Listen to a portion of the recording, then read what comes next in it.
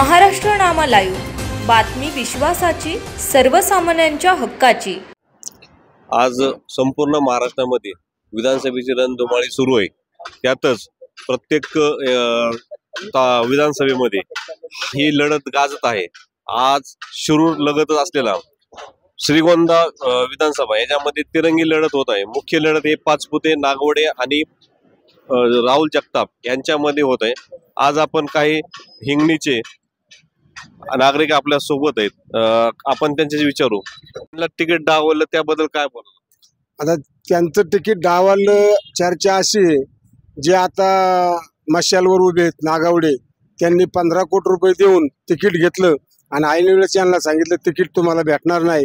मग यांनी विचार केला, बाबा तालुक्यातल्या सगळ्या जनतेने, दादा तुम्ही उभे राहा, आम्ही सर्व तुमच्या पाठीशी उभे आहेत। मुक्काम पोस्ट हिंगणी, तालुका श्रीगोंदा, जिल्हा अहमदनगर।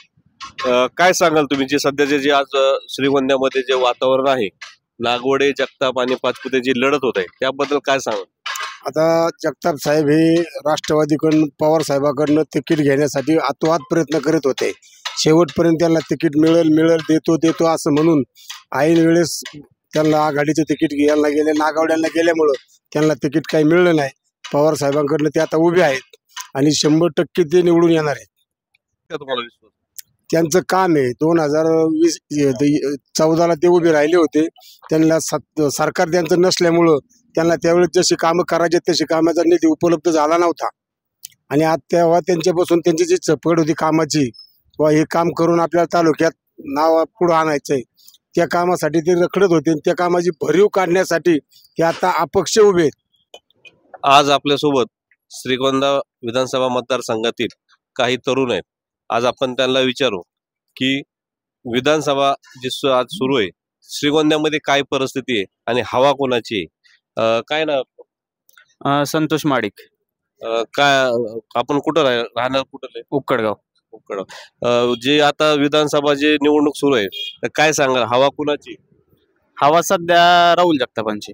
राहुल जगतापच का? कारण गेली 40 वर्ष बबनराव पाचपुते आमचे आमदार आहेत। आता माझं तेवढं वय नाही, परंतु दादांनी आमच्या गावात, आमच्या तालुक्यात अजून लाईटचा प्रश्न आहे, रस्त्यांचा प्रश्न आहे। श्रीगोंदा तालुक्याचा कुठेही विकास झालेला दिसत नाही। शेजारचे जर आम्ही तालुके पाहिले, कर्जत, जामखेड पाहिला किंवा पारनेर पाहिला, तर त्यांच्याकडे दुष्काळी आमच्यापेक्षा जास्त परिस्थिती, परंतु आमच्या तालुक्यात अजून पाण्याचा प्रश्न येतो, कुकडीचा प्रश्न येतो, परत अजून पलीकडे आमचा विसापूर धरणाचा प्रश्न आहे। असे अनेक सारे प्रश्न आहेत जे अजूनही प्रलंबित आहेत, ते फक्त इलेक्शन आल्यावरच वरती येतात, एवढं मला वाटतं। म्हणून राहुल जगताप एक तरुण नेता आहे आणि त्यांना संधी मिळाली पाहिजे, किंवा काय होईल। आमचे वडील सांगतात ते त्यांच्या काळापासून ऐकत आलेत की MIDC श्रीगोंदा तालुक्यात होणार आहेत, पण ते अजून काही झाले नाही कुठे। फक्त इलेक्शन आल्यावरती ती मंजूर होती, पण ती कुठं त्याच्यात काही वाटचालच दिसत नाही। परत व्यक्त करतो आम्ही। परंतु आपण पाहता तुमच्या तालुक्याला तर खरं मंत्रीपद लाभलं होतं आणि तुम्ही म्हणता विकास नाही झाला, म्हणजे मंत्रीपद लाभून सुद्धा विकास झाला नाही असं आम्हाला वाटत नाही की विकास झालाय कुठं, कारण अजून तालुक्यात रस्ते नाहीयेत गावागावात जायला। अजून काही गाव अशी जिथं लाईट नाहीये, जिथं अजून एसटी जात नाही, अशी परिस्थिती आहे श्रीगोंदा तालुक्याची। तुम्हाला काय वाटतं आता सध्याच? राहुल जगतापांना मतदान केलं पाहिजे आणि त्यांना निवडून देऊन एक थोडस विकासाकडे वाटचाल होईल असं आम्हाला वाटतं। बरेच प्रश्न, म्हणजे आज आपल्यासोबत तरुण आहेत, त्यांनी सांगितले रोजगाराचा प्रश्न आहे, पाणी प्रश्न आहे, वीज लाईटीचा प्रश्न आहे आणि क्रीडा संकुल, म्हणजे असे रस्ते, प्रत्येक म्हणजे जे मूलभूत गरजा आहेत असे अजून सुद्धा प्रश्न हे प्रलंबितच आहेत। आणि हे प्रश्न सोडवला फक्त हे त्यांचं असं मत आहे की राहुल जगतापच हे आमदार झाल्यास ते प्रश्न सोडू शकतील। मी अनिल सोनोने, महाराष्ट्र नामा लाईव्ह, श्रीगोंदा। म्हणजे तरुणांच्या रोजगाराचा प्रश्न प्रलंबित आहे म्हणत? हा, 100% तरुण, बरेच तरुण बेरोजगार आहेत आणि आमच्या तरुणांना बाहेर जावं लागतं तालुक्यातून रोजगारासाठी, ही सगळ्यात मोठी खंत आहे। जशी आता पारनेरमध्ये सुपाजी MIDC, शिरूरमध्ये रांजणगावची MIDC, तसं आमच्या तालुक्यात विकासाची अशी एकही गोष्ट नाहीये की जिथं तरुण काम करू शकेल। किंवा मग क्रीडा संकुल असेल, श्रीगोंदा तालुक्यातलं क्रीडा संकुल नाहीये, आरोग्याच्या चांगल्या सुविधा नाहीयेत, बरेच सारे प्रलंबित प्रश्न आहेत। ते सोडवण्यासाठी राहुल दादांना आम्हाला आता पाठिंबा द्यावा असं वाटतं। आपल्यासोबत श्रीगोंदा तालुक्यातील काही नागरिक आहेत, काय सांगाल तुम्ही? आता एका तरुणाने त्याची एक खंत व्यक्त केली की श्रीगोंदा तालुक्यामध्ये मंत्रीपद असून 40 वर्ष सत्ता असून सुद्धा रोजगाराचा प्रश्न सुटला नाही, रस्ते नाही, वीज नाही, क्रीडा संकुल नाही, तिथले तरुण बाहेर जातात, काय सांगाल त्याच्यावर? याच्यावरती माझं असं स्पष्ट म्हणणं आहे, असं काही नाही किंवा कोणी काही केलं नाही, सगळ्यांनी जे त्याच्या प्रयत्न केलेले आहेत। राहुलदादांनी केलेले आहेत, बबनराव पाचपुते साहेबांनी केलेले आहेत. त्यांनी पर रस्ते वगैरे म्हणजे आपण कसं म्हणतो ग्राउंड लेवलवर जाऊन त्यांची भाकरी खाऊन वगैरे सगळं केलेलं आहे. पण काय ॲक्च्युली विकास कुठंच नाही. आज लंके साहेब येतं, त्यांनी त्यांचे आपली MIDC इकडून म्हणजे पारनेरमधनं श्रीगोंद्यात येत होती, लंके साहेबांनी ते अडवली.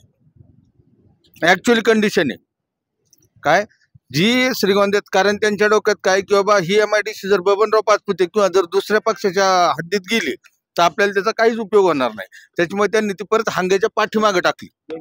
सर याच्याबद्दल मी एक बोलतो, आदरणीय पवार साहेब काय शरदचंद्र पवार साहेब हा माणूस, आपण इथं हा जो चहा पितोय काय हा बी आपण त्यांच्याच कृपेने पितोय, हे 100% खरं आहे. 100% याच्यात 1 रुपयाचाही बदल नाही काय. पण काय होतं त्याच्या आपण हे जे मलिदा गँग म्हणतो काय, तर नुसती मलिदा गँग काय पवार साहेबांच्या किंवा अजित पवारांच्या पाठीमागं नाही, प्रत्येक माणसाच्या पाठीमागं मलिदा गँगच आहे काय.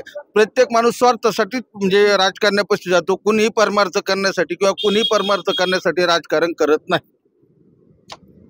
नक्कीच जो तो राजकारणी हा स्वार्थासाठी जातो. आणि जे मलिदा गँग हे जे म्हणतात मलिदा गँग, हे मलिदा गँग नेमकं काय म्हणजे? ऐका ना साहेब, मलिदा गँग म्हणजेच ज्यांच्याकडे पैसे आले ते वाढले, जे आमच्यासारखे गरीब राहिले ते गरीब राहिले. मलिदा गँगचा अर्थ वेगळा होतो. आता माझ्या मित्रांनी सांगितलं, त्यांचा प्रश्न बरोबर आहे की जे तिथं कामं करतात मलिदा गँगचे, जिथं त्या MIDCत काम करतात, रांजणगाव पवार साहेबांची चूक नाही आहेत. आदरणीय पवार साहेबांनी प्रत्येक तालुक्याला द्यायचा प्रयत्न केला. तुम्हाला एक गणित सांगतो, ज्यावेळेस साहेब मुख्यमंत्री होते त्यावेळेस त्यांनी सांगितलं, रांजणगावकरांनो तुम्हाला काय पाहिजेत. कारेगावच्या लोकांनी प्रचंड विरोध केला, दगडफेक केली. त्यावेळेस आदरणीय खासदार बापूसाहेब तिटे होते. ती MIDC मंजूर करत असताना त्यानंतर तिथली कार्यक्षमता संपल्यानंतर सुपाया साहेबांनी आदरणीय आमदार वसंतराव झावरे यांना प्रश्न केला की बाबा तुला काय पाहिजे. मला साहेब MIDC दिली तर चांगलं आहे, म्हणून साहेबांनी तिथं सुप्याला MIDC दिली. आदरणीय आमचे दादा बबनराव पाचपुते यांना प्रश्न केला, दादा म्हणले की साहेब की हा MIDC आणणं म्हणजे आमची बागायती शेती आहे आणि बागायती शेतीला शेतकऱ्यांचा खूप विरोध आहे. म्हणजे माझ्याकडे तो जसं कारेगाव असेल, रांजणगाव असेल की माळरान नाही आहे दादा. आणि त्याकरता दळणवळण सगळ्यात महत्त्वाचं होतं. मोठे रस्ते पाहिजे होते, Pune connect, Mumbai connect road पाहिजे होते, म्हणून दादाला ती MIDC आणता आलेलं नाहीये. राहिला मित्राचा प्रश्न की मलिदा गँग, ज्याच्या जिथं MIDC आले तिथं मलिदा गँग तयार झाली, ती मोठे झाले आणि लहान कार्यकर्त्यांना, त्यांच्यासारख्या माझ्यासारख्या कार्यकर्त्यांना दाबायचा प्रयत्न केला यांनी. हा प्रश्न खूप महत्वाचा आहे. उद्या महाराष्ट्र सरकार आल्यानंतर माझा हा संदेश आदरणीय शरद पवार साहेबांकडे गेला पाहिजेत. आणि मी आवाज उठून सांगाल तुमच्या मीडियाच्या मार्फत की साहेब तिथं जी मलिदा गँग तयार झाली ना, हे संपुष्टात आणा. मग तिथं आमदार असू द्या, खासदार असू द्या, कुणी असू द्या, की मलिदा गँग संपुष्टात आल्याशिवाय पुढील मतदान आहे ना. लोक खूप हुशार झालेत मीडियाच्या मार्फत, लोकांना सगळी माहिती झालेली. त्यामुळे लोक आज हाच विचार करतात की ही मलिदा गँग संपली पाहिजे, सर्वसामान्य माणसाला रस्त्यावर फिरता आला पाहिजेत, हेच गणित. आणि सर्वसामान्य माणसाला 2 रुपये कमावता आले पाहिजेत, हेच आमच्यासारख्या माणसाची तुम्हाला विनंती. हे सगळं यांचा असा आरोप आहे की निलेश लंके यांनी हे जे MIDC आहे जे श्रीगोंदा तालुक्यामध्ये मंजूर होत होती, तर आता जे सध्याचे विद्यमान खासदार निलेश लंके यांनी ते MIDC पारनेर तालुक्यामध्ये ठेवली. काय सांगाल यांच्या प्रश्नाबद्दल? साहेब नमस्ते. विषय असा आहे की ज्यावेळेस निलेश लंके ग्रामपंचायत सदस्य नव्हते त्यावेळेस MIDC आलेली आहे. निलेश लंकेचा या MIDC काहीच संबंध नव्हता. हा ठीक आहे, हा जो माझ्या मित्रांनी प्रश्न केला हा पूर्ण चुकीचा आहे. कारण ते ग्रामपंचायत सदस्य नसताना MIDC आलेले आहे आणि ह्यांचा प्रश्न निलेश लंकेने अडवली. निलेश लंकेने अडवली कुठून MIDC, हा माझ्या जीवाला पडलेला प्रश्न आहे. कारण हा प्रश्नच मला आता म्हणजे विचार करायला लावतोय की निलेश लंके राजकारणात नसताना आलेली हंग्यामध्ये MIDC, ती MIDC आज ह्यांचं म्हणणं आहे माझ्या मित्राचं की ती MIDC निलेश लंकेने अडवली. अरे बाबा, तो ग्रामपंचायत सदस्य नसताना आलेली MIDC, सरळ सरळ उत्तर आहे ह्याचा प्रश्नाचं. विषय काय आणि निलेश लंके कशी अडवली? अहो, आमच्या आदरणीय दादांना ती आणता आली नाहीये. त्यावेळेस घुसखोरी ह्या विषयात सर्वे झालता. दादा ज्यावेळेस मंत्री होते त्यावेळेस तिथल्या शेतकऱ्यांनी विरोध केला, म्हणून दादाला MIDC आणता नाही आली. त्याच्यापूर्वी सुपा MIDC आदरणीय शरद पवार साहेबांनी आणलेली. आणि शरद पवार साहेबांनी ज्यावेळेस दादा शरद पवार संघ होते त्यावेळेस प्रश्न केलते की बाबा कुठल्या तालुक्याला एमआयडीसी पाहिजे. दादा म्हणले की तुमच्या बारामतीपेक्षा माझ्या तालुक्यात नळाचं पाणी कॅनलचं पाणी भरपूर आहे, माझी बागायती शेती आहे, तिथं एमआयडीसी करता येत नाही. शेतकऱ्यांचा विरोध आहे. म्हणजे ह्या दादांची चूक नाहीये आणि लंकेचा इथं संबंधच नाहीये. पण प्लीज लंके आज खासदार झालेत, 5 वर्षापूर्वी आमदार झालेत, त्याच्या आधी 10 वर्ष एमआयडीसी तिथं आहे. ते ग्रामपंचायत सदस्य नसताना आलेली एमआयडीसी. म्हणजे नक्कीच हे जे एमआयडीसीचं प्रपोजल आहे किंवा ही एमआयडीसी जे आलं तर हे निलेश लंके त्यांच्या अगोदरच आहे असं आपण म्हणणं आहे. जे पवार साहेबांनी तिथे केलेली एमआयडीसी मंजूर केलेली म्हणजे आपलं असं म्हणणं की पाचपुते जे मंत्री होते त्यांना ते आणता नाही आले. सर्व आपण पाहतोय की एक सर्वसामान्य नागरिकाची मतदाराची जी भूमिका आहे ती आज आपण पाहिलेली आहे. मी अनिल सोनवणे, महाराष्ट्रनामा लाईव्ह, श्रीगोंदा.